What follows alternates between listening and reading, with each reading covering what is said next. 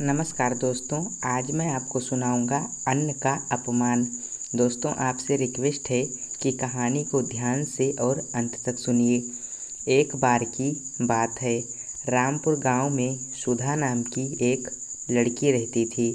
वह देखने में बहुत सुंदर थी, लेकिन उसकी एक आदत खराब थी कि वह खाना बहुत खराब करती थी। वह ज़्यादा खाना लेकर फेंक देती थी। कुछ समय बाद उसकी शादी हो गई। उसकी सास ने उसको तिजोरी की चाबी और बाकी सभी जिम्मेदारी सौंप दी। अब सुधा को सही से घर चलाना था। सुधा ने अपनी सास की बात को कबूल किया। सुधा इसके बाद अपने पति से बार बार कभी चीनी, कभी चावल और कभी दाल मंगवाती थी।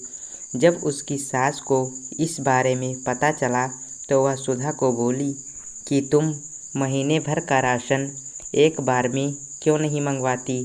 सुधा ने बताया कि वह एक साथ मंगवाती है, लेकिन वह कम पड़ जाता है।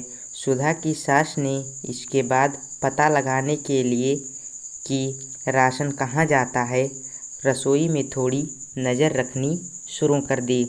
कुछ दिन रसोई में देखने पर उसको पता चला कि सुधा ज़्यादा खाना बनाती थी, जिससे बहुत सारा खाना फ्रिज में पड़ा रहता था। उसने सुधा को खाने की अहमियत के बारे में सिखाने की सोची।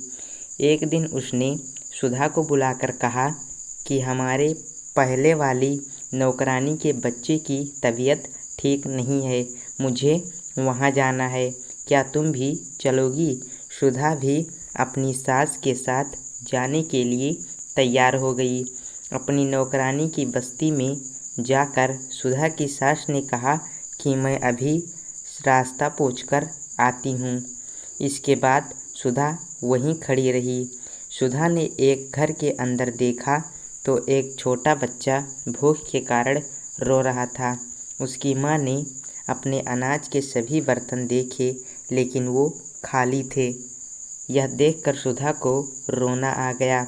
कुछ देर बाद उसकी सास आई और उसको अपनी नौकरानी के घर लेकर गई। नौकरानी के घर जाने पर उसका लड़का बीमार लेटा हुआ था।